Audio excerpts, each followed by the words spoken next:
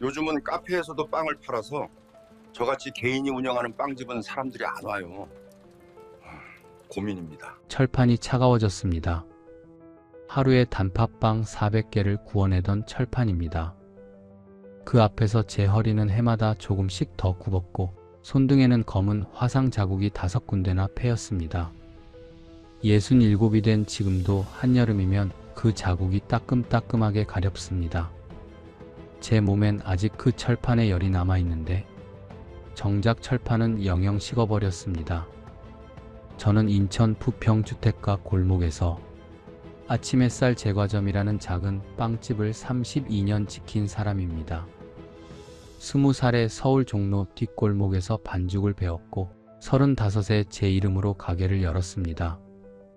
딸 둘을 그 가게에서 대학까지 보냈지요. 한때 동네 사람들이 저희 가게 간판만 보면 저 집 소보로는 서울에서도 못 먹는다라고 했답니다. 그랬던 제가 2024년 가을 셔터를 내리면서 손에 쥔 건 빚 2억 원이었습니다. 32년입니다. 제 청춘과 중년이 통째로 묻힌 세월이 2억이라는 숫자 하나로 정리되는 날, 저는 셔터 앞에 주저앉아 한참을 움직이지 못했습니다. 제가 게을렀던 걸까요? 제가 시대를 못 읽었던 걸까요? 빵을 못 만들어서 이 꼴이 된 걸까요? 오늘은 그 답들을 여러분께 있는 그대로 털어놓으려 합니다. 새벽 불을 켜던 사람이 어쩌다 물류센터 하역장으로 내몰렸는지 처음부터 차근차근 말씀드리겠습니다. 지금 이 순간에도 전국에서 하루 10곳씩 동네 빵집이 문을 닫고 있다고 합니다. 셔터를 내리는 날의 심정은 누구든 저와 똑같을 겁니다. 혹시 여러분 동네에도 오래된 빵집 하나 있지 않으십니까? 그 사장님의 인생이 저와 얼마나 닮아 있을지 한번 들어봐 주시겠어요? 1장. 종로 뒷골목의 20살. 한여름이 되면 제 왼쪽 손등이 근질근질 가려워집니다. 동전만 한 검은 자국이 5군데 패여 있어요. 그 자국 하나하나의 이야기가 한 덩어리씩 붙어 있습니다. 가장 오래된 흉터는 20살 여름, 서울 종로 뒷골목에서 생긴 것입니다. 저는 빵집 사장이 되겠다는 꿈 같은 걸 품어본 적 없습니다. 그저 밥벌이 하나 해결하려고 서울행 버스에 오른 게 이 32년짜리 인생의 시작이었습니다. 저는 1957년 인천 부평에서 태어났습니다. 아버지는 부평공단 방직공장 기술자셨고 어머니는 부평시장 어귀에서 생선 좌판을 펴셨습니다. 형제는 넷, 저는 막내였어요. 저는 공부 소질이 없었고 담임 선생님이 대학은 어렵겠다 하셨을 때도 서운하지 않았습니다. 이미 알고 있었거든요. 졸업을 앞두고 아버지가 저를 앉혀놓고 말씀하셨습니다. 기술 하나는 평생 간다. 배고프지 않을 기술을 배우라고요. 그러시면서 신문 구석에 동그라미 친 광고를 내미셨습니다. 서울 종로 제과점 기술 조수 구함. 숙식 제공. 빵은 슬플 때도 먹고 기쁠 때도 먹는 거야. 없어지지 않는다 하시더군요. 그 한마디가 제 인생 방향을 정했습니다. 20살 되던 해 3월, 저는 검정 가방 하나 들고 서울행 기차에 올랐습니다. 종로 뒷골목 2층짜리 건물. 간판에 성덕 제과점이라고 적혀 있었습니다. 문을 밀고 들어갔을 때 단팥빵과 소보로 냄새가 코를 확 치고 들어오던 기억이 아직도 선합니다. 사장님은 60이 넘으신 황씨 아저씨였습니다. 머리는 절반이 희끗했는데 눈빛만은 청년처럼 형형했어요. 저를 위아래로 훑어보시더니 딱 한마디 하셨습니다. 새벽에 일어날 수 있겠냐? 저는 그저 고개만 세게 끄덕였습니다. 사부가 2층 계단을 가리키며 짐 풀고 내일 새벽 2시에 내려와라 하시더군요. 그날 밤 이불 한 장 깔고 누웠는데 잠이 올 리 있습니까? 새벽 2시. 제 고향 부평에서는 한창 깊은 잠에 빠져 있을 시간이었으니까요. 종로 생활 첫 1년. 저는 밀가루 포대 근처에도 못 갔습니다. 사부께서 딱 잘라 말씀하셨거든요. 너는 아직 빵 만질 자격이 없다라고요. 제가 한 일은 청소, 설거지, 배달 3가지뿐이었습니다. 새벽 2시 반에 일어나 오븐 주변 기름때를 손가락이 불 때까지 닦았어요. 7시가 되면 자전거 뒷자리에 빵 상자 얹고 종로 5가부터 광화문까지 달렸습니다. 겨울에는 손이 얼어 브레이크가 안 잡혀 전봇대에 들이박은 적도 있어요. 월급은 5만 원이었습니다. 3만 원은 부평 본가로 송금하고 저는 2만 원으로 한 달을 살았습니다. 일요일 휴식 시간이 생기면 사부 몰래 빈 반죽기 앞에 서서 반죽 돌아가는 상상만 하고 있었습니다. 2년차 봄, 사부께서 드디어 제게 밀가루 포대를 가리키며 오늘부터 계량을 해봐라 하셨습니다. 손이 너무 떨려 저울 눈금이 2개로 보였어요. 22살 여름이었습니다. 8월 어느 새벽, 사부가 처음으로 제게 오븐에서 철판을 꺼내라고 하셨어요. 단팥빵 30개가 올라간 60cm 철판이었습니다. 그날따라 목장갑 한쪽 손가락 끝이 닳아 있었던 모양입니다. 철판을 받침대에 옮기려는 찰나 손등 가장자리가 철판 모서리에 쓱 닿았어요. 치익하는 소리가 났습니다. 살타는 냄새가 났어요. 저는 철판을 떨어뜨리지 않으려고 이를 악물고 받침대에 내려놓고는 그제야 주저앉아 손등을 부여잡았습니다. 사부가 찬물 수건을 얹어주시고 연고를 발라주셨지요. 그때 사부가 제 손을 감싸며 하신 말씀이 지금도 귀에 남아 있습니다. 이건 훈장이다. 기술자라면 다 있는 훈장이야. 그 뒤로 화상을 4번 더 입었어요. 동전만 한 자국 5개. 종로 시절이 끝날 무렵에는 이미 훈장이 다 채워져 있었습니다. 사부 황 씨는 말수가 적은 분이셨습니다. 그런데 가끔 발효를 기다리는 새벽 4시쯤이면 믹싱기 옆 의자에 앉아 혼잣말처럼 한마디씩 흘리셨습니다. 기술자는 새벽에 완성된다. 남들 자는 시간에 혼자 깨어 반죽을 치는 그 고독한 시간이 기술자의 몸을 만들어 간다는 뜻이었습니다. 손이 반죽의 온도를 기억하고 코가 발효의 미세한 향을 구별하는 것, 그게 다 새벽에 만들어진다고 하셨어요. 밀가루는 사람보다 정직하다. 사람은 거짓말을 하지만 밀가루는 안 한다. 그러니까 밀가루를 배신하지 말라고 하셨습니다. 그 말씀이 제 32년 동안 제 등을 받쳐준 기둥이었습니다. 꾸지람 대신 돌아오는 건 늘 다시 해 3글자뿐이었습니다. 그 3글자가 어떤 욕설보다 무서웠어요. 같은 실수를 2번 하면 사부는 아예 말을 끊으셨으니까요.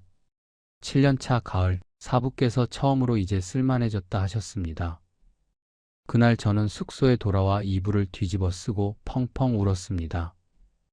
7회를 기다린 한마디였거든요. 종로에서 저는 20살부터 32까지 12해를 보냈습니다. 25 되던 해 겨울, 어머니가 위암으로 돌아가셨습니다. 그 후로 한동안 반죽이 손에 안 잡히더군요. 사부가 그걸 아시고도 아무 말씀 안 하시고 제가 스스로 일어날 때까지 기다려주셨어요. 28배는 아버지가 치매 증상을 보이기 시작하셨습니다. 저는 월급에서 생활비를 보탰어요.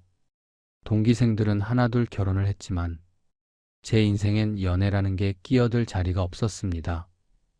돈도 시간도 만나는 사람도 없었으니까요.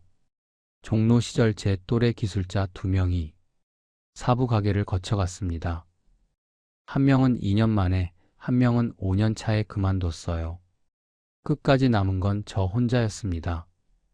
사부께서 가끔 너는 끈기 하나는 타고났다 하셨지만 끈기가 아니라 도망갈 곳이 없었던 겁니다. 32 되던 해봄, 부평 고모가 전화를 거셨습니다. 너 맞선 한번 봐라. 좋은 처자가 있다. 맞선 자리는 부평역 근처 다방이었습니다. 저보다 2살 아래 부평 토박이 옷 공장 격리를 본다는 여자였어요. 제가 용기를 내서 한 1000마디가 이랬어요. 저는 빵밖에 할 줄 몰라요. 그 여자가 피식 웃으면서 제 눈을 보더니 이렇게 답했습니다. 저희 아버지도 기술자셨어요. 철도 기관사요. 그 한마디에 제 긴장이 스르르 풀렸습니다. 기술자의 딸이라면 기술자의 삶을 알 거라 생각했거든요. 그해 겨울 우리는 결혼했습니다. 신혼집은 부평 외곽 12평짜리 전셋집이었어요. 저는 주말마다 부평과 종로를 오갔습니다. 34 되던 해 겨울이었습니다. 사부 황 씨가 심한 독감을 앓고 나서 부쩍 약해지셨어요. 그해 2월 사부께서 저를 조용히 불러 앉히시더니 말씀하셨습니다. 나도 이제 그만둬야겠다. 가게는 아들에게 물려준다. 사부의 아들은 빵을 한 번도 만져본 적 없는 사람이었습니다. 저는 며칠 밤 잠을 못 잤습니다. 그새 주인이 저를 어떻게 대할지 아무것도 알 수 없었거든요. 그 무렵 아내가 둘째를 임신 중이었습니다. 어느 주말 신혼집 밥상에서 제가 우물쭈물 고민을 털어놓자 아내가 숟가락을 내려놓고 저를 똑바로 바라보더군요. 여보, 부평으로 내려와요. 아버지가 도와주신다고 하셨어요. 우리 가게 시작해봐요. 장인이 퇴직금에서 2천만 원을 떼어주시겠다는 말씀이었습니다. 아내가 몇 달 전부터 장인과 조용히 상의해 왔던 거였어요. 그 한마디를 듣는 순간 저는 처음으로 제 가게라는 걸 구체적으로 상상해 봤습니다. 아침 햇살이 드는 골목 모퉁이, 제 이름이 걸린 간판, 제 손으로 반죽을 침빵이 진열대에 올라간 모습, 심장이 뛰기 시작했습니다. 12해 동안 잠들어 있던 무언가가 가슴 속에서 눈을 떴어요. 그게 꿈이라는 단어와 가장 가까운 무언가였던 것 같습니다. 2장. 아침 햇살이 뜨던 날, 전봇대에 붙였던 전단지 한 장이 남아 있습니다. 어느 구석 상자에서 누렇게 바랜 종이 한 장을 발견했어요. 아침 햇살 제과점 개업, 단팥빵 1,000원. 제가 35살 때 손수 쓴 글씨였습니다. 그 글씨를 보는데 손이 후들후들 떨리더군요.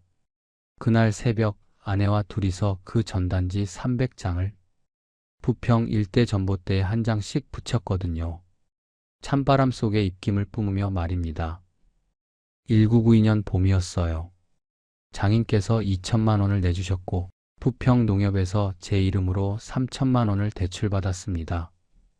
종로에서 모은 제 돈 1,500만 원까지 전부 합쳐 6,500만 원으로 가게를 차려야 했습니다. 부평 일대를 2달 넘게 걸어 다녔습니다. 오전에는 가게 자리 보러 다니고 저녁에는 아내와 머리 맞대고 상의했어요. 역세권 큰 길 기는 힘들겠어. 보증금만 5,000달러네. 아내는 제 손을 꼭 잡고 말했어요. 큰 길가 아니어도 돼요. 사람 발길 닿는 골목이면 돼요. 당신이 만든 빵은 입소문 탈 거예요. 결국 정한 자리가 부평주택가 초입이었습니다. 학교 2곳이 500m 안에 있었고 아파트 단지 3곳이 걸어서 닿는 거리였어요. 15평 모퉁이 가게. 보증금 2천만 원, 월세 60만 원이었습니다. 공사는 전부 아는 사람 손을 빌렸습니다. 인테리어는 제가 직접 했어요. 벽 페인트 칠부터 진열대, 조명까지 말입니다. 예산이 빠듯했거든요. 오븐 2대, 반죽기 1대, 발효기, 쇼케이스, 싱크대. 새 것은 4천만 원이 넘어 결국 중고를 수소문했습니다. 장인께서 철도청 동료분 친척이 가게 접는다는 얘기를 전해주셔서 용달차 빌려 서울을 4번 오가며 장비 한 세트를 1,800만 원에 끌고 내려왔습니다. 트럭에 장비를 싣고 내려오던 그날 밤, 저는 조수석에서 담배를 피우며 차장 밖을 내다봤어요. 부평 불빛이 보이기 시작하는데 눈물이 핑 돌더군요. 이제 진짜 시작이구나. 12해 동안 기술자로 살던 사람이 드디어 제 간판을 걸게 되는구나. 상호를 정하는데 일주일이 걸렸습니다. 아내가 저녁마다 노트에 이름을 적어봤지만 뭔가 제 마음에 딱 오는 게 없었어요. 어느 새벽 공사를 마치고 집에 들어갔는데 아내가 첫째 기저귀를 갈다가 이렇게 말했습니다. 여보, 지금 창밖 좀 봐요. 아침 햇살이 들어오네요. 당신 새벽마다 일할 가게에도 이 햇살이 들었으면 좋겠어요. 저는 뒤돌아 창밖을 보았습니다. 부평 아파트 숲 사이로 분홍빛 해가 올라오고 있었어요. 그 빛이 거실을 조용히 채우는데 갑자기 제 마음에 무언가 꽂히는 느낌이 들었습니다. 아침 햇살. 제가 그 단어를 되뇌었더니 아내가 고개를 끄덕이더군요. 그거예요. 하면서요. 간판이 걸리던 날, 저는 가게 앞에 서서 한참 그 글씨를 올려다봤습니다. 흰 바탕에 빨간 글씨. 제 이름은 안 들어갔지만 제 가게였습니다. 6월 2일 개업날이었습니다. 전날 밤 한숨도 못 잤어요.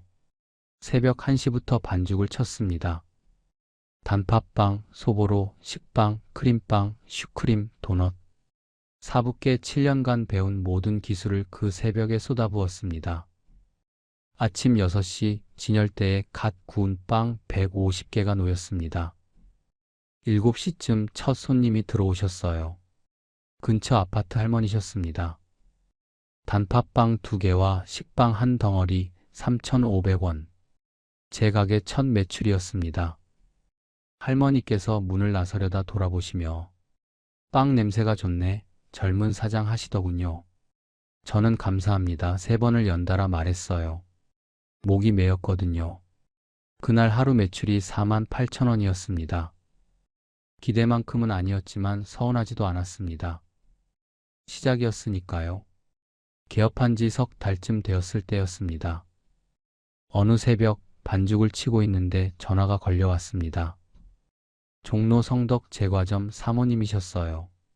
김 기사 사부님이 오늘 새벽에 가셨어. 손에서 전화기가 떨어질 뻔했습니다. 감기가 폐렴으로 번졌다고 하셨어요. 70세 너무 이른 나이였습니다. 장례식장 영정 앞에 섰는데 사부의 사진이 저를 가만히 내려다보고 계셨습니다. 20살 때 처음 만났던 그 눈빛 그대로였어요. 종로에서 함께 일했던 옛 동료 한 명이 저를 알아보고 다가왔어요. 사부님 마지막에 내 얘기 많이 하셨다더라. 부평 김 기사 그놈이 제일 오래 버텼지 하시면서 그 말을 듣는데 눈물이 터졌습니다. 가게 간판에 빨간 글씨로 아침 햇살 제과점이라 써놨는데 사부께 그 간판을 못 보여드린 게 두고두고 마음에 걸렸습니다. 부평으로 돌아오는 기차 안에서 저는 속으로 다짐했어요. 사부, 저는 밀가루 배신 안 할게요. 평생 이 새벽을 지킬게요. 그렇게 아침 햇살 제과점이 시작됐습니다. 첫 해는 정말 힘들었어요. 하루 매출이 5만 원도 안 되는 날이 허다했습니다. 대출이자와 월세를 내고 나면 생활비 100만 원이 남을까 말까 했어요. 새벽 2시 출근, 밤 10시 퇴근. 아내는 둘째를 업고 아침 9시에 나와 계산대를 맡았습니다. 하루 20시간을 서 있었어요. 그런데 신기하게 몸은 피곤해도 마음은 피곤하지 않더군요. 갓 구운 빵 한 판을 꺼낼 때의 그 냄새, 그게 제 피로 회복제였습니다. 둘째 딸이 태어난 해 가을부터 단골이 생기기 시작했습니다. 근처 초등학교 교장 선생님이 첫 단골이셨어요. 2달쯤 되었을 때 교장 선생님이 이런 말씀을 하시더군요. 사장님 식빵은 다른 데랑 달라요. 쫄깃함이 있어요. 그 한마디에 저는 그날 하루 종일 웃었습니다.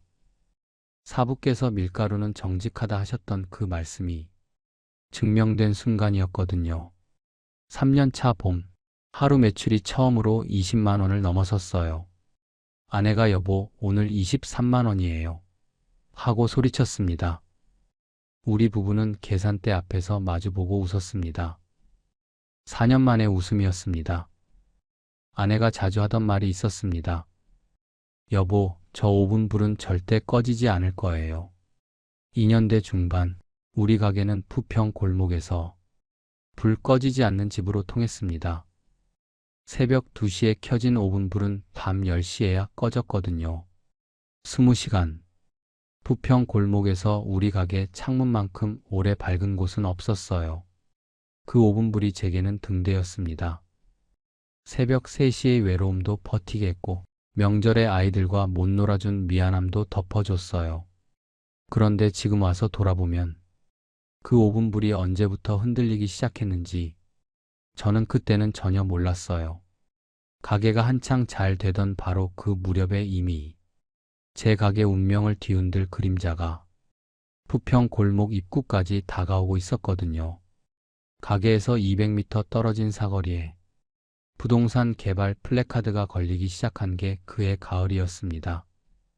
3장 12시간 줄 서던 시절 주말 아침 8시 줄이 문 밖까지 늘어섰습니다. 2000년대 중반 우리 가게 앞 풍경이 그랬어요.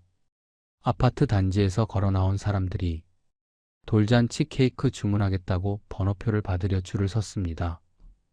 밖에서 보면 별거 아닌 동네 빵집이지만 안에서 보면 전쟁터였습니다. 아내는 주문 받느라 목이 쉬었고 저는 새벽 2시 출근을 새벽 1시로 당겼습니다. 지금 돌이켜보면 그때가 제 인생 정점이었습니다. 2000년대 중반 어느 봄이었습니다. 아내가 장부를 정리하다가 저를 불렀습니다.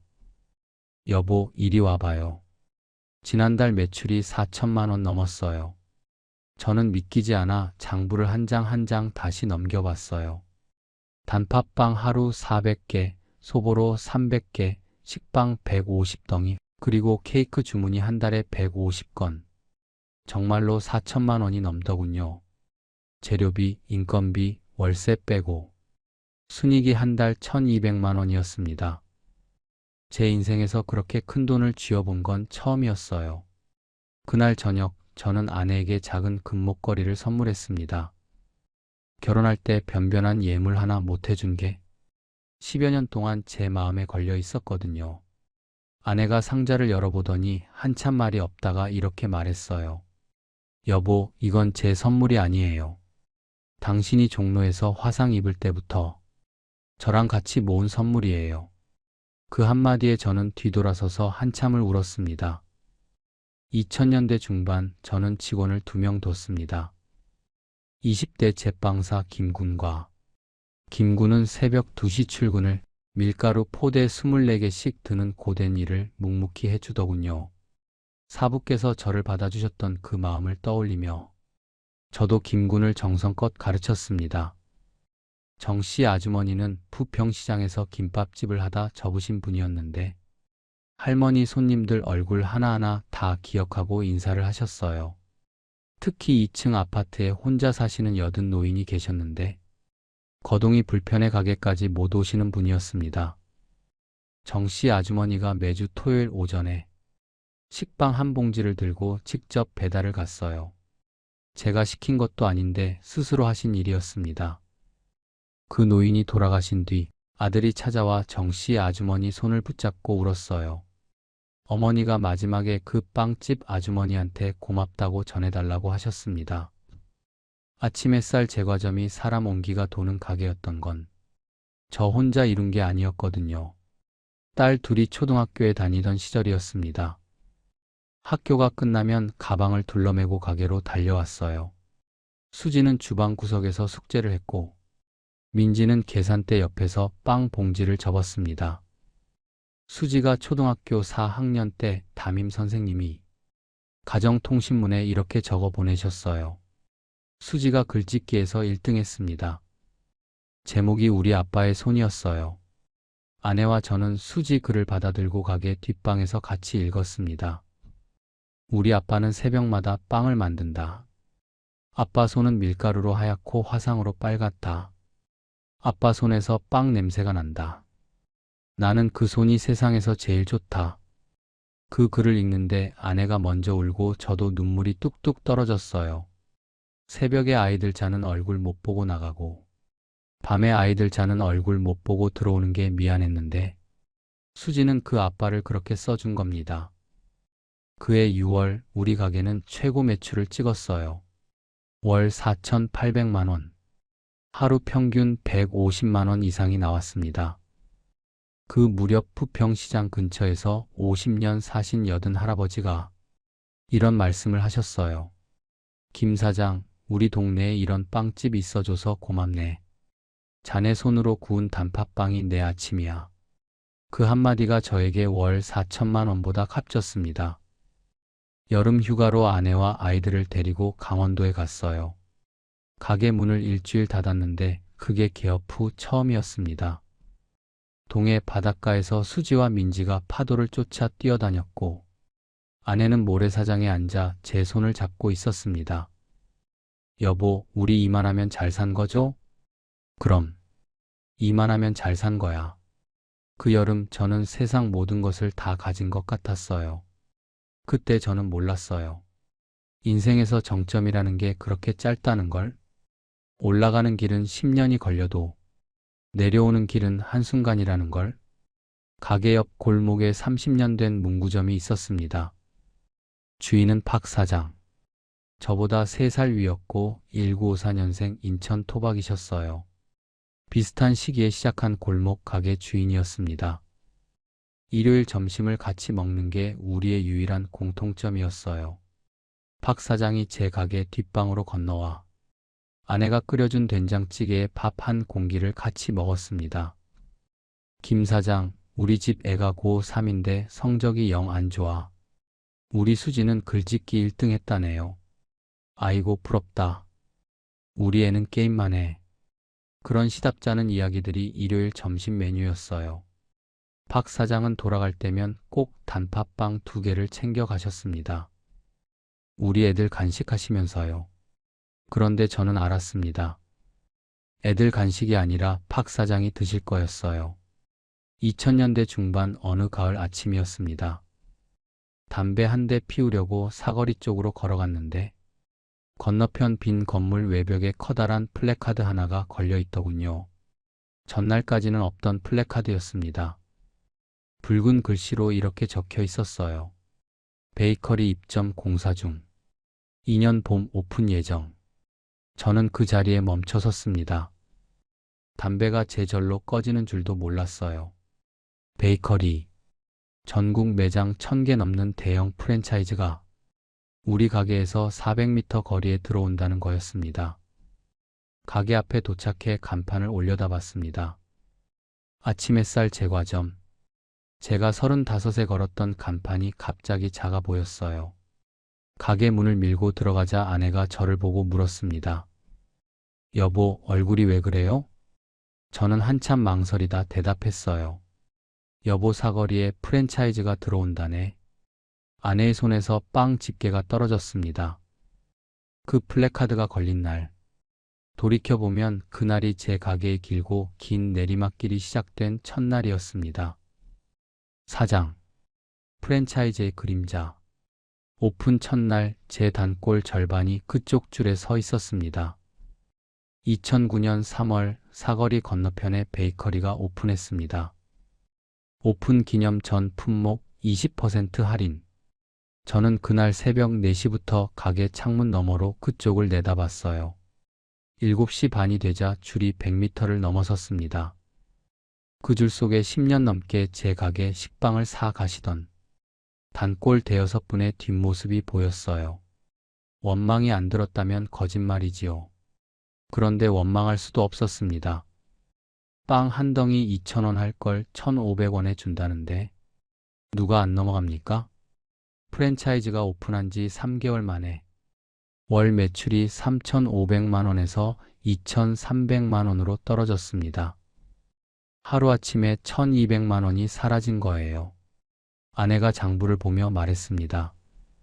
여보, 이러다 직원 월급도 못 주겠어요. 저는 반죽을 평소보다 30분 더 돌렸어요. 화가 나니까 손에 힘이 들어가더군요. 사부께서 밀가루는 정직하다 하셨던 그 말씀이 그날만큼은 저를 위로하지 못했어요. 반년쯤 지나자 매출이 2,700만 원 정도로 회복됐습니다. 단골 중 일부가 역시 김 사장네 단팥빵이 맛있어 하며 돌아오셨어요. 가장 먼저 무너진 건 케이크였습니다.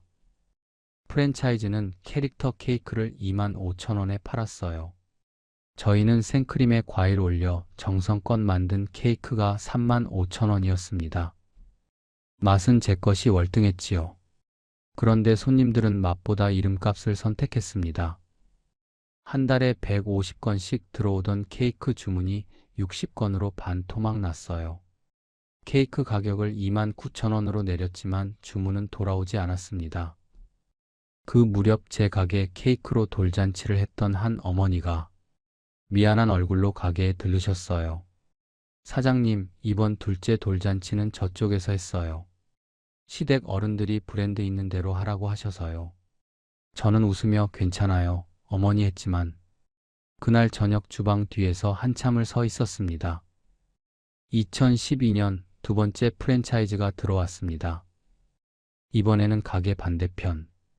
우리 가게 반경 500m 안에 대형 프랜차이즈가 2개가 된 거예요. 정부는 그의 제과점을 중소기업 적합업종으로 지정했지만 이미 들어온 매장은 규제 대상이 아니었습니다. 그 무렵 아내가 허리 디스크로 수술을 받아야 했습니다. 20년 가까이 계산대 앞에 서서 일한 대가였지요. 수술비 400만 원. 가게 형편이 안 좋아도 아내 허리는 더 미룰 수 없었습니다. 아내가 입원해 있는 동안 저는 혼자 가게를 봤습니다.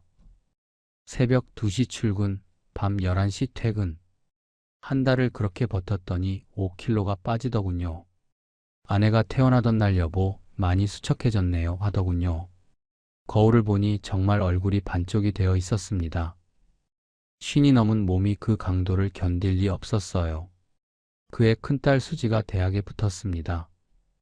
인천 시내 사립대 간호학과, 등록금 학기당 400만 원. 둘째 민지도 곧 고3이었습니다. 두 딸 학비가 겹치는 시기가 3년 예정되어 있었어요. 수지가 입학식 전날 저녁에 제 옆에 앉아 이렇게 말했어요. 아빠, 저 장학금 받을 거예요. 아빠 너무 힘들게 하지 않을게요. 괜찮다, 아빠가 다 해줄 수 있어. 그런데 그 말이 나오는 순간에도 저는 알고 있었어요. 괜찮지 않다는 걸. 이미 저는 김군을 내보낸 뒤였거든요. 정씨 아주머니도 60이 되시면서 퇴직을 원하셨습니다. 마지막 출근 날 제 손을 잡고 이렇게 말씀하셨어요. 김 사장, 나는 이제 나이가 들어 못 도와드리지만 우리 가게 오래오래 지켜주세요. 이 동네에 이 빵집 없으면 할머니들이 어디서 식빵을 사요. 그 한마디에 저는 고개를 끄덕였지만 속으로는 자신이 없었습니다. 2012년대 후반 배달앱이라는 게 들어왔습니다. 젊은 사장들은 배달앱의 입점에 주문을 받기 시작했어요. 프랜차이즈는 본사에서 앱 관리까지 해줬고요.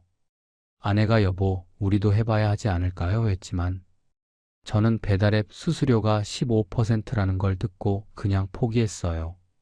마진이 15%도 안 나오는데 어떻게 버팁니까? 결국 저는 배달 세계밖에 머물렀습니다. 세상은 손가락 하나로 빵을 주문하는데 저희 가게는 문 열고 들어오는 손님만 받고 있었으니까요. 기차가 떠난 뒤 역에 도착한 기분이었습니다. 2018년 겨울이었어요. 박 사장 문구점 앞에 임대문의 종이가 붙었습니다. 30년 넘게 그 자리를 지킨 문구점이 문을 닫은 거였어요. 박 사장이 마지막 날 우리 가게에 오셨습니다. 단팥빵 2개를 사면서 이렇게 말씀하셨어요. 김 사장, 나는 먼저 간다. 자네도 너무 무리하지 마. 건강이 재산이야. 1,000원짜리 4장을 계산대에 놓고 그냥 나가시더군요. 가게 유리창 너머로 박 사장의 뒷모습이 보였습니다.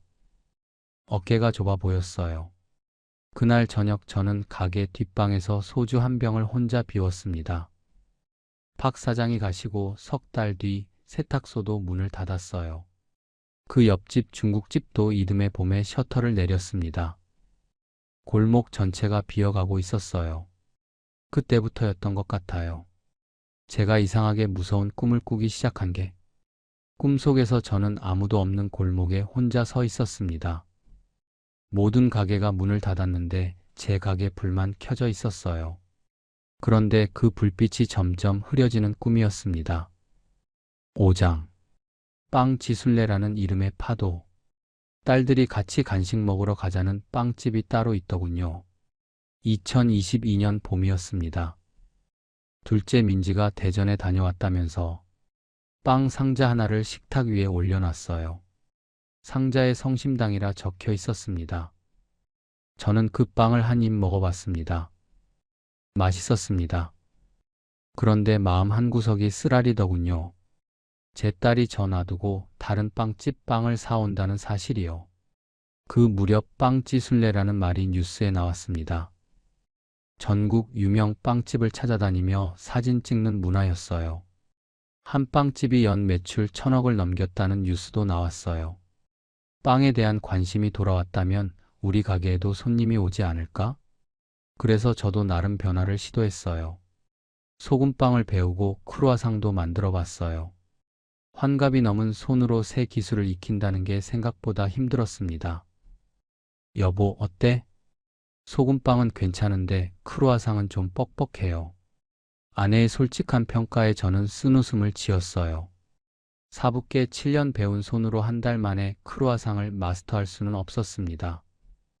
둘째 민지가 사진을 잘 찍어 인스타그램 계정을 열어줬어요. 환갑 넘은 제가 해시태그라는 걸 배우게 된 거예요.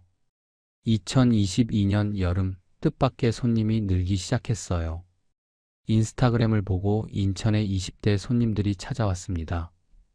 한 달쯤 이어지자 월 매출이 2천만 원에서 2,500으로 회복됐어요. 500만 원이었지만 저에게는 한 줄기 빛이었습니다. 아내가 밥상에 제가 만든 소금빵 한 조각을 얹어주더군요.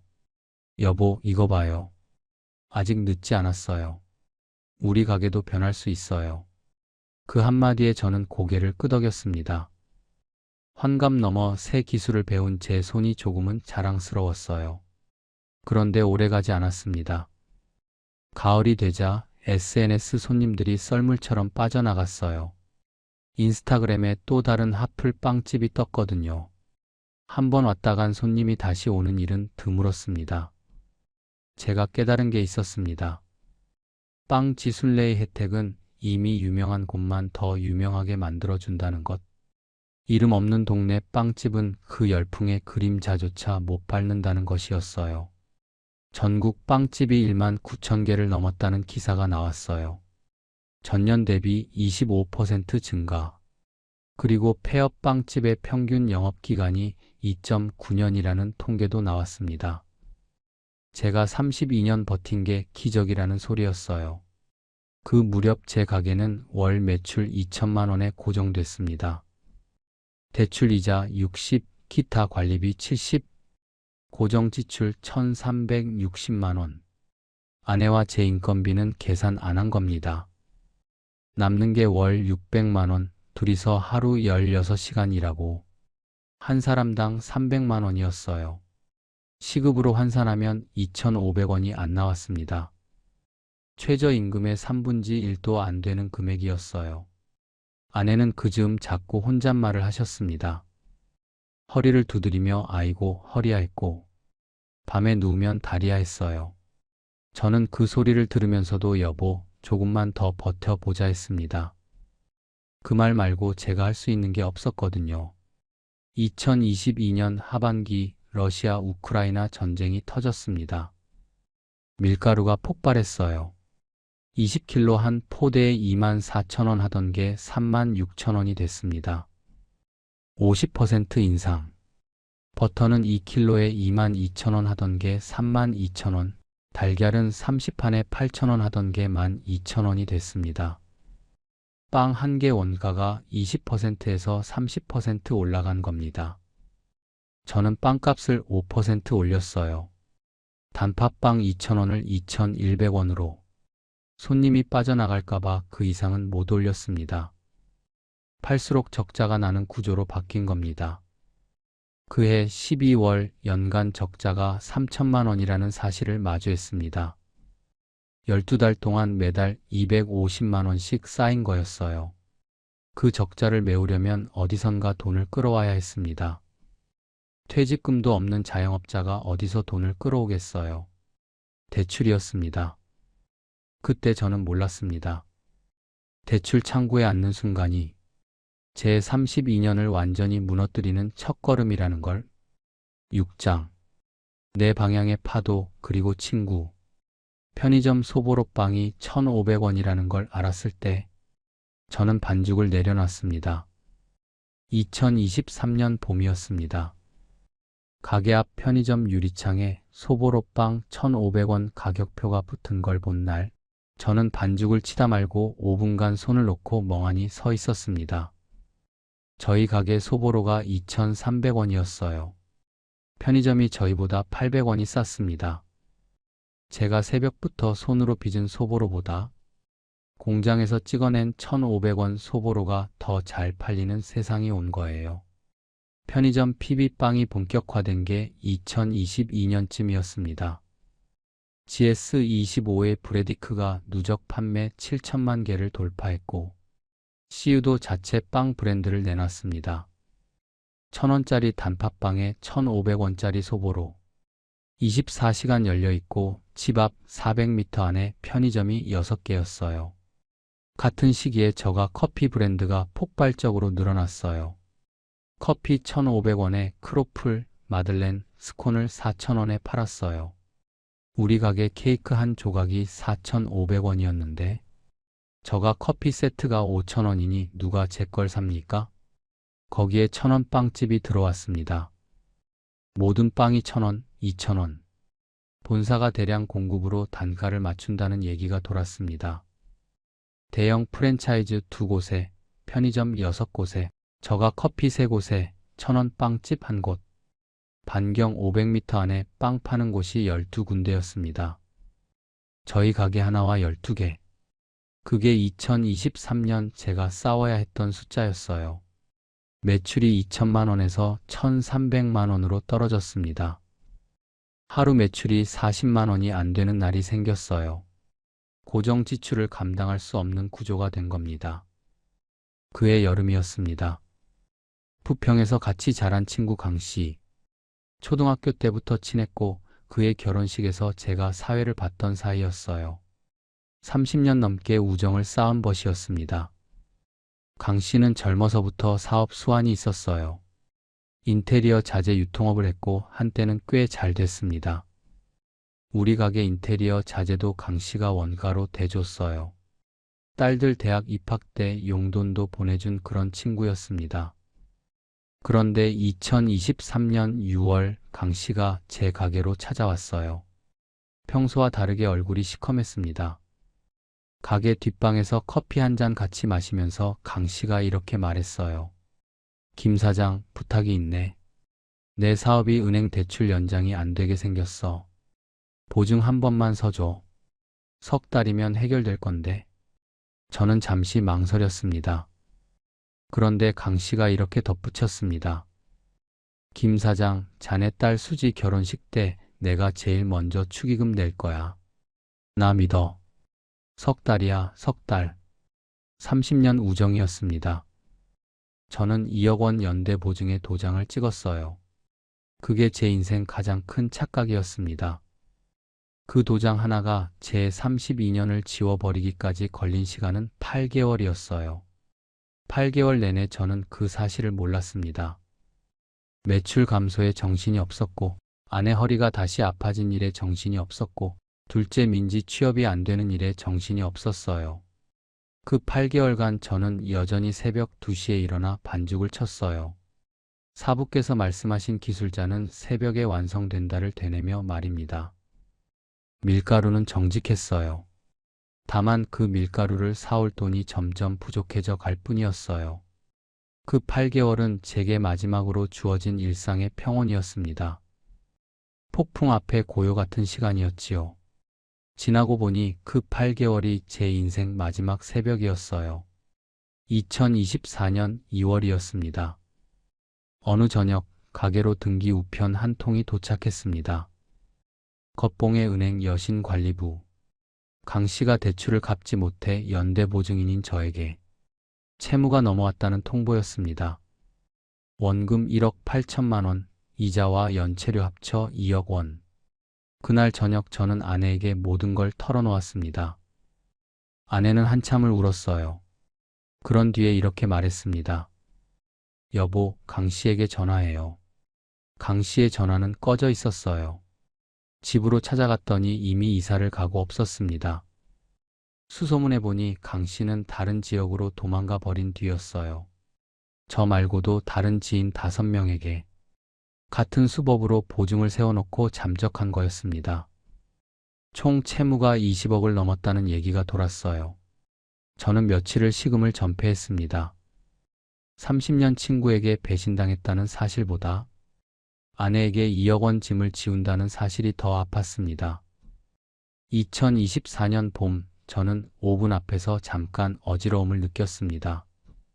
새벽 3시 반죽을 오븐에 넣고 돌아서는데 갑자기 눈앞이 희미해졌어요. 가게 뒷방에 들어가 누우니 심장이 쿵쾅쿵쾅 뛰었습니다. 병원에 가봤더니 스트레스성 부정맥이라고 하더군요. 사장님, 이대로 가시면 큰일 나요. 일 좀 줄이셔야 합니다. 저는 쓴웃음을 지었어요. 일을 줄이면 당장 대출이자도 못 내는데 어떻게 줄입니까? 그 봄 내내 저는 가끔 오븐 앞에서 어지러워하는 저 자신을 발견했습니다. 67살 몸이 2억 원 무게를 견디지 못하고 있었어요. 32년간 버텨준 제 몸이 처음으로 저에게 항의하는 것 같았습니다. 어느 새벽 어지러움을 참다가 저는 주방 의자에 주저앉았습니다. 천장을 바라보며 이렇게 중얼거렸어요.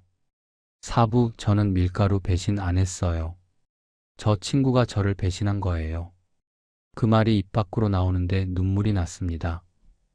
30년 지기가 2억을 들고 달아난 그 자리에 제 인생이 같이 묻혔다는 걸 그제야 제대로 느꼈어요. 7장. 셔터를 내리던 그 가을, 아내가 숟가락을 내려놓으며 말했습니다. 여보, 이제 그만하자. 2024년 8월이었어요. 저녁을 먹던 중이었습니다. 아내는 그 한마디를 하고 한참 눈물을 흘렸어요. 저는 숟가락을 들지도 내려놓지도 못한 채 그 자리에 앉아 있었습니다. 32년이 그 한마디로 끝나는 순간이었어요. 폐업 결심을 하고 가장 먼저 한 일은 냉장고를 정리하는 것이었습니다. 냉장고 안에는 다음날 쓸 버터 20kg, 생크림 10리터, 달걀 300개가 있었어요. 32년간 한 번도 비워본 적 없는 냉장고였습니다. 재료를 정리한다는 건 제 인생을 정리하는 거였거든요. 한참 뒤에야 저는 버터부터 하나씩 꺼내 상자에 담았습니다. 근처 복지관에 기부하기로 했어요. 부동산에 권리금 매물로 내놨어요. 권리금 3천만 원을 불렀는데 2달 동안 문의가 없었습니다. 500만 원으로 내리니 젊은 청년 하나가 찾아왔어요. 카페를 하겠다고 하더군요. 저는 그 자리에서 계약서에 도장을 찍었습니다. 청년이 가고 난 뒤 저는 가게 한가운데 서서 오븐을 바라봤어요. 저 오븐이 이제 카페 장식장으로 쓰이게 되겠구나. 그 생각을 하니 눈물이 났습니다. 2024년 10월 마지막 주였습니다. 단골들에게 다음 주 토요일이 마지막입니다. 연락을 돌렸어요. 그 주 내내 옛 단골들이 찾아왔습니다. 사장님, 왜 갑자기? 저는 웃으며 이제 쉴 때가 됐어요 했습니다. 그 말은 사실이 아니었어요. 2억 원이 저를 쉬게 놔두지 않았습니다. 어느 할머니가 계산대 앞에서 5천 원을 내미셨어요. 김 사장, 나 오늘 식빵 안 필요해. 그냥 이거 받아. 내가 이 집 30년 단골인데 마지막에 빈손으로 어떻게 가? 저는 한사코 받지 않았지만 할머니가 5천 원을 계산대에 놓고 울먹이며 돌아서시더군요. 저도 뒤돌아서서 눈물을 닦았습니다. 수지도 민지도 가게에 들렀어요. 두 딸이 계산대 옆에서 손님들께 인사를 드렸습니다. 저희 아빠 빵집 그동안 사랑해 주셔서 감사합니다. 그 말을 하는 두 딸을 보면서 저는 속이 무너졌습니다. 32년 동안 딸들을 먹이고 가르친 가게가 이제 딸들의 인사로 닫히는 거였어요. 마지막 주 내내 저는 잠을 거의 못 잤습니다. 새벽 1시에 눈을 뜨고 있다가 2시에 가게로 나갔어요. 단팥빵, 소보로, 식빵, 크림빵, 도넛. 마지막 일주일 동안 저는 제 손으로 만들 수 있는 모든 빵을 매일 만들었습니다. 사부께서 가르쳐 주신 모든 기술을 그 일주일에 털어넣었어요. 반죽을 치면서 지난 32년이 스쳐 지나갔습니다.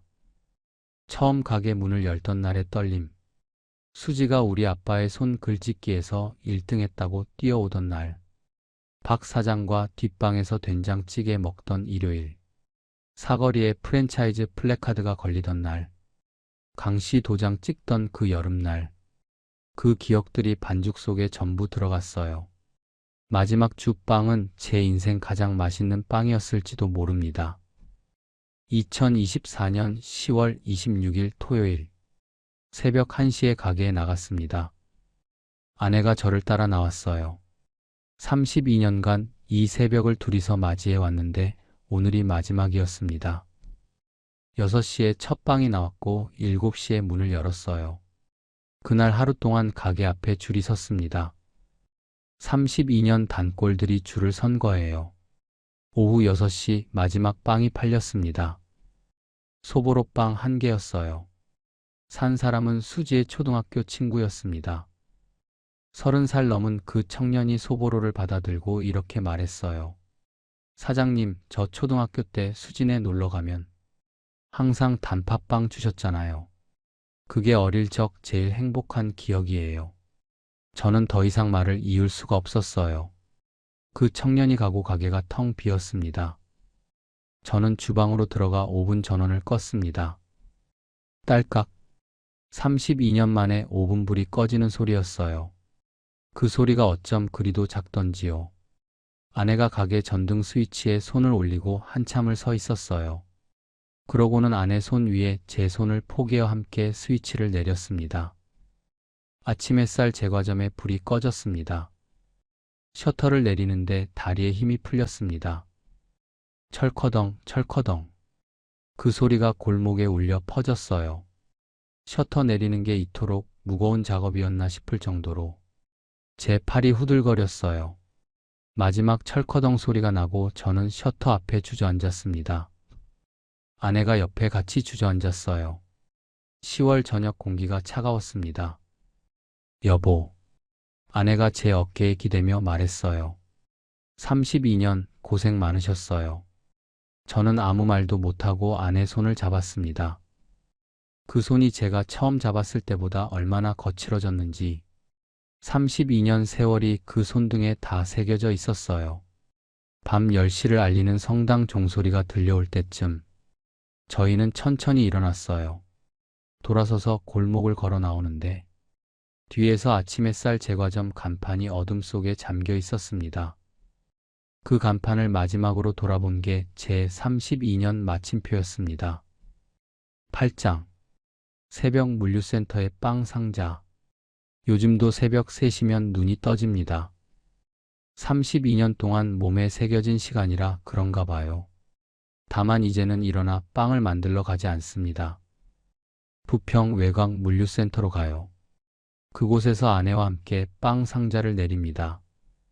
편의점으로 배송될 공장 빵 상자들입니다. 저를 무너뜨린 공장 빵. 그 빵을 이제 제가 나르고 있어요. 세상이 이런 아이러니를 저에게 준비해 두고 있었을 줄은 몰랐습니다. 폐업하고 석 달을 거의 방 안에서만 지냈습니다. 동네를 걷기가 무서웠어요. 김 사장 빵집 접었다며 하고 묻는 눈빛을 마주할 자신이 없었습니다. 32년 빵집 사장이라 불리던 사람이 하루아침에 실업자가 된다는 건 자존심 문제가 아니라 정체성 문제였어요. 2025년 초 아내가 먼저 말을 꺼냈습니다. 여보, 우리 같이 일 나가요. 빚은 갚아야지요. 아내가 지역 신문에서 물류센터 야간 하역 일을 찾아낸 거였어요. 부부가 같이 할 수 있는 자리였습니다. 새벽 1시 출근, 아침 7시 퇴근. 둘이 합쳐 월 400만 원. 2억 원 빚 이자를 간신히 감당할 수 있는 돈이었어요. 그날 새벽 저는 편의점 납품용 빵 상자를 트럭에서 창고로 옮겼어요. 상자 한 개가 20kg 정도 되는데 밤새 수백 개를 옮깁니다. 허리가 끊어질 것 같았어요. 아내도 옆에서 나랑 같이 상자를 옮겼습니다. 새벽 4시쯤 쉬는 시간에 저는 창고 뒤편에서 담배를 꺼냈어요. 1년 전만 해도 제가 만든 단팥빵이 이 시간에 오븐에서 나왔을 텐데요. 지금은 공장 단팥빵을 나르고 있습니다. 저에게 남은 건 2억 3천만 원 빚이었습니다. 강씨 보증 2억, 가게 운영 대출 잔금 1,800, 폐업 정리 개인 신용 대출 1,200, 이자만 월 120만 원이 나갔어요. 물류센터 월급 400에서 이자 빼면 280, 거기서 월세, 생활비, 병원비 나가면 매달 마이너스였습니다. 원금은 언제 갚나 싶었어요. 67이 70이 되고 70이 80이 돼도 다 못 갚을 돈이었습니다. 제 남은 인생으로 다 못 갚을 빚을 지고 사는 거예요. 한 가지 감사한 건 두 딸이 있다는 거였어요.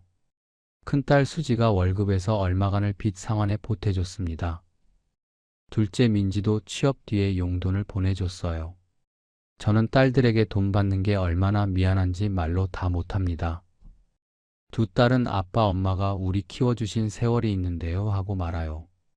폐업하고 넉 달쯤 지났을 때 우연히 동네를 지나는데 옛 가게 자리에 새 카페가 들어와 있었어요. 유리창에 OPN 간판이 걸려 있었습니다. 제가 32년 불을 켰던 그 자리에서 이제 젊은 주인이 커피를 내리고 있었어요. 오븐이 있던 자리에 에스프레소 머신이 있었고 진열대가 있던 자리에 테이블이 있었어요. 반죽기가 돌던 주방은 통째로 사라지고 없었습니다. 돌아오는 길에 문득 이런 생각이 들었어요. 32년간 수많은 빵이 저 안에서 구워져 나왔는데 그 빵이 어디로 갔을까? 사람들 배 속으로 들어갔겠지요. 그러니까 그 빵은 사라진 게 아니라 누군가의 몸과 추억이 된 거예요. 그 생각이 저를 조금 위로했습니다. 32년이 헛되지는 않았다는 걸. 2억 원 빚과는 별개로 제 빵은 사람들 속에서 살아있다는 걸 말입니다. 지난 봄이었어요. 큰딸 수지가 전화를 했습니다. 결혼을 앞두고 있다고요. 같은 병원 선생님과 결혼하기로 한 거였습니다.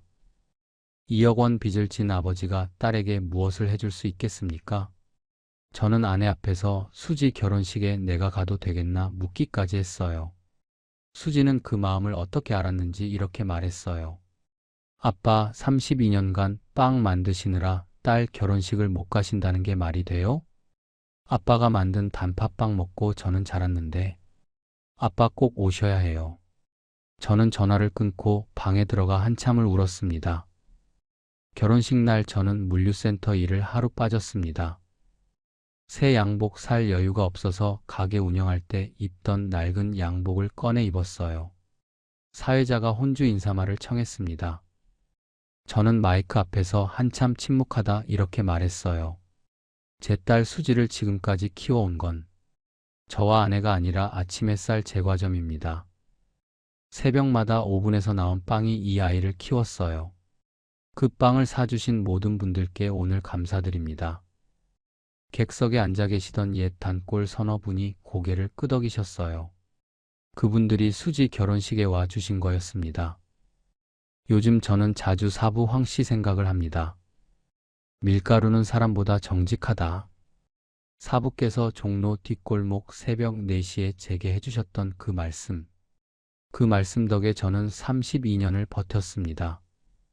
제가 배신당한 건 밀가루가 아니었어요. 밀가루는 끝까지 저에게 정직했습니다. 저를 배신한 건 사람이었고 저를 무너뜨린 건 변하는 세상이었습니다. 그런데 지금도 그 말씀이 맞다고 생각해요. 밀가루는 정직했기에 저를 32년간 먹여 살렸고 사람의 배신은 잠깐이었지만 밀가루의 정직함은 오래갔다고요. 그게 밀가루예요. 그게 빵이에요. 그게 제 32년이었습니다. 이 이야기를 듣고 계시는 여러분께 드리고 싶은 말씀이 있습니다. 첫째, 친구 보증은 서지 마세요. 30년 우정이든 40년 우정이든 사업 자금은 사업자의 몫이고 우정은 우정의 몫입니다. 그 두 가지를 섞으면 우정도 돈도 다 잃습니다. 둘째, 동네 가게가 남아있다면 가끔 들러주세요. 프랜차이즈보다 비싸고 편의점보다 번거로워도 그 안에는 누군가의 20년, 30년이 들어있습니다. 셋째, 여러분의 노후를 지키세요. 자영업은 퇴직금이 없습니다. 사업이 잘 돼도 남기고 안 돼도 남길 수 있을 만큼만 투자하세요. 전 재산을 걸면 망했을 때 돌아갈 곳이 없습니다. 마지막으로 여러분 옆에 계신 분을 소중히 여기세요. 저에게 2억 원 빚보다 더 든든한 건 34년을 함께한 아내입니다. 사람만 남아있으면 무너져도 다시 일어납니다. 저는 오늘도 새벽 1시에 출근합니다.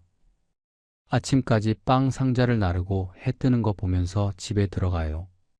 아침 햇살이라는 이름의 제 가게는 사라졌지만 아침 햇살이라는 시간은 여전히 저에게 주어지고 있습니다. 그 시간 속에서 저는 또 하루를 살아갑니다.